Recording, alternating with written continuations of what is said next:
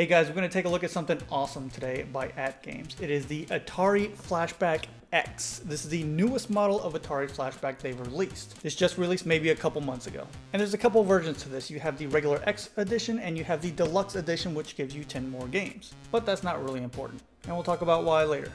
AtGames has put out the Atari Flashbacks for almost 20 years now. I remember getting one a long time ago, I think from like Bed Bath & Beyond.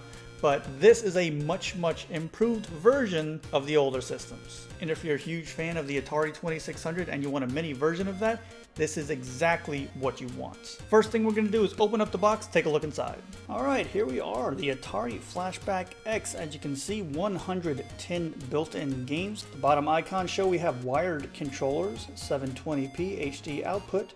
You can save and resume games, and like their other systems, you have the rewind games function. Some games we have included on the system are Space Invaders, Asteroids, Hero, Jungle Hunt, River Raid, Pitfall, Frogger, and Centipede. A lot of classics on there. I have a diagram of the system and the controllers on the side.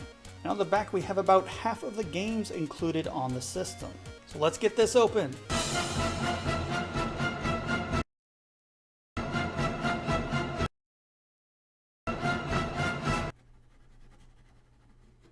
So what do we have here? Immediately we are greeted with the system, and this thing is so insanely small. You really have to see it to believe it. So we have the Atari Flashback X, an instruction manual, a micro USB AC adapter, and 2 wired Atari joysticks. This was the first system I think I've ever gotten that didn't come with an HDMI cord.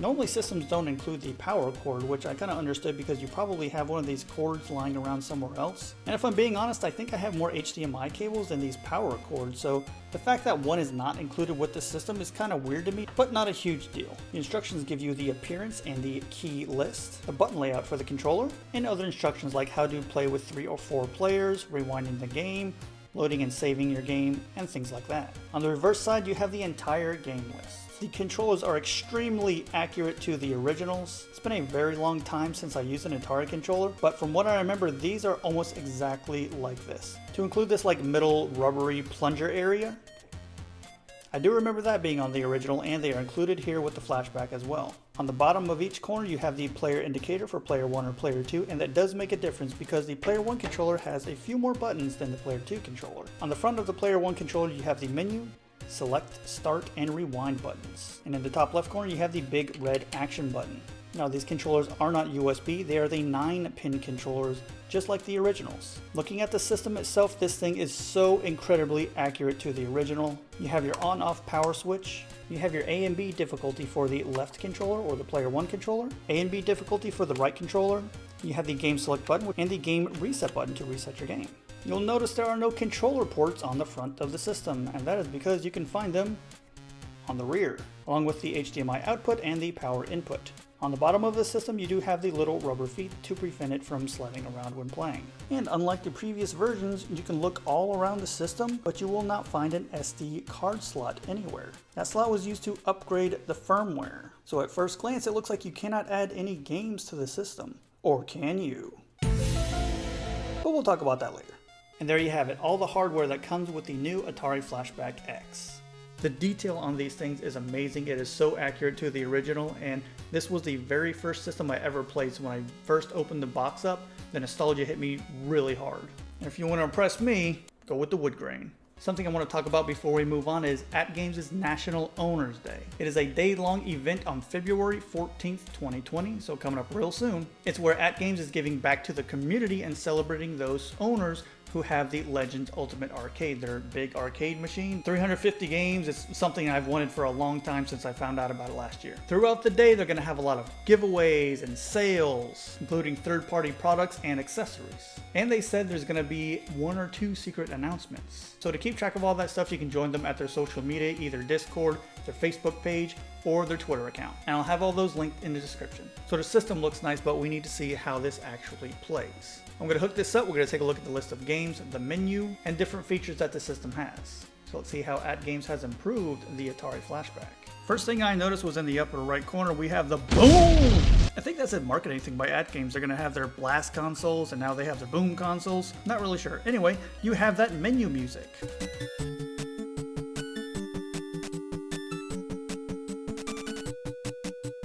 If it sounds familiar, it is the menu music they used on the 2018 model of the Genesis Flashback. Very upbeat and peppy, not too bad. Over on the left side of the screen, you have your menu options. You got your favorites at the top, recently played, alphabetical, Atari games, paddle games, settings, and the about screen where you can scan these QR codes to get more information on the system and other products from AtGames. The recently played tab is just that. It shows you the games that you played most recently. The alphabetical tab is a list of all 110 games on the system.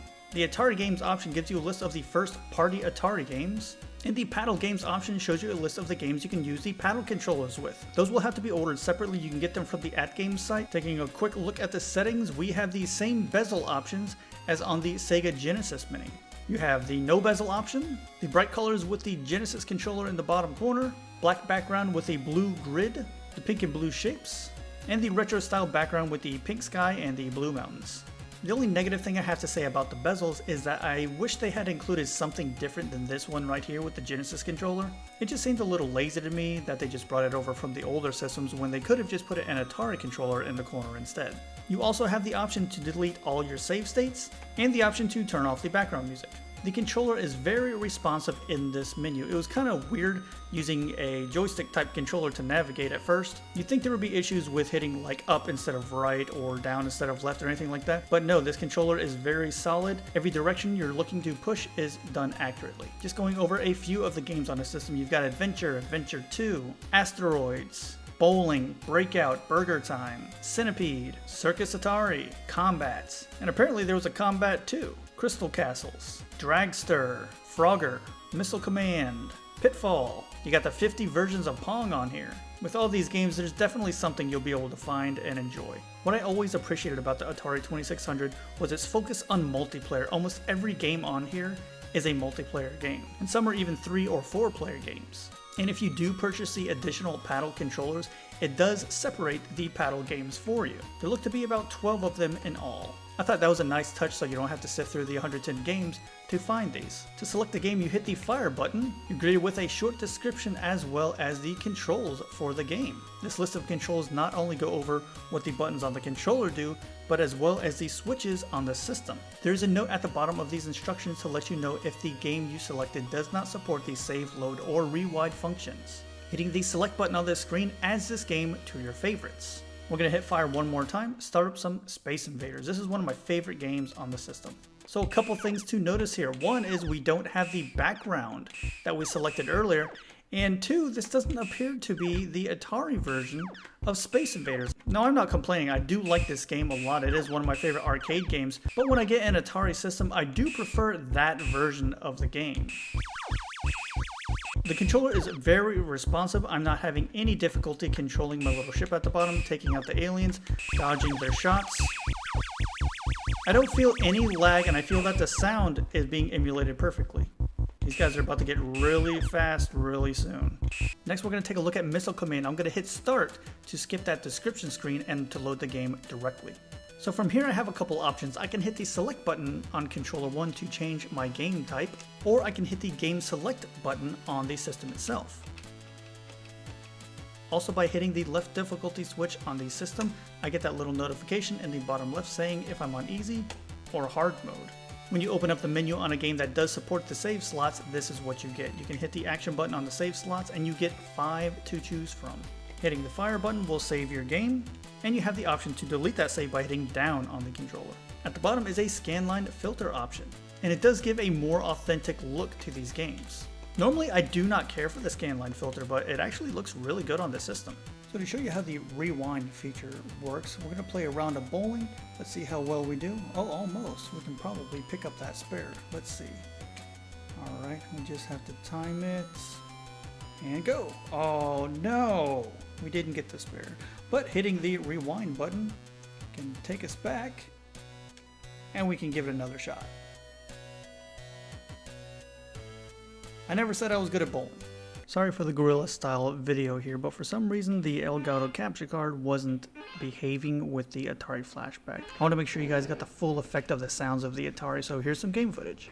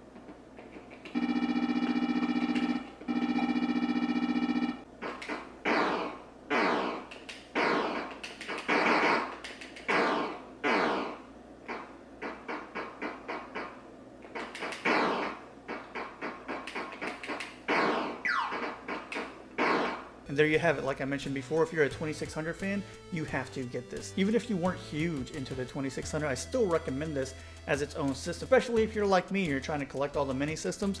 This is a great addition. This will fit with all the others. And it's got 110 games. That blows all the other systems out of the water. Closest one is a TurboGrafx 16 mini that's coming out soon with about 57 over here in the States. So 110 games, but again, it didn't come with Berserk, and that was my favorite game on the system. It was actually the very first one I ever played in my life. So when I was going through the game list, I was a little disappointed not to see that. Hello darkness, my old friend. But that's okay, because you can actually add more games to the system, just like the Genesis Flashback. There's no SD card slot on here, so a lot of people dismissed the system thinking you couldn't add games. But I did a little digging because I was curious, and I thought that would be a weird step back for AtGames to take. And the first thing that caught my eye was this indication right here, the Flashback Zone, which is a portal on the AtGames site that allows you to upgrade your firmware. Why would they advertise that on the system if you couldn't do it? Well, I went to the firmware update portal and I did find a download link for the Atari Flashback X and for the Deluxe. So now I'm thinking to myself, how do I get this on there with no SD card slot? And then I got the idea to go to the AtGames Discord and ask around. And that's when a user by the name of Darth Bilan actually helped me out. I was on the right page, just not in the exact right location. Because on the firmware portal page, there are instructions on how to update your system to accept games via not an SD card, but a USB flash drive. So it is very possible to add more games to the Atari Flashback X, and I'm going to save that for another video, but it's going to be coming very, very soon. To get you started though, what you need is one of these. This is called an OTG adapter, and this is how you're going to add more games to your system. So I'll leave a link in my description to where you can find one of these. And that's it, Atari Flashback X. Go out and get one now. They're running about $50 to $60 from what I've seen. And that's it for me. As always, thank you guys so much for watching, and I'll see you next time. This is the part of the video where I thank those users who support the channel through YouTube memberships and Patreon. Eric Cologne, Jordy Alex, Mike Muniz, Sam Torres, Dor, Yaroslav Orudzov, Den Cardoso, Andre G, Randy Day, Travis Morton, Rick67, and Batman.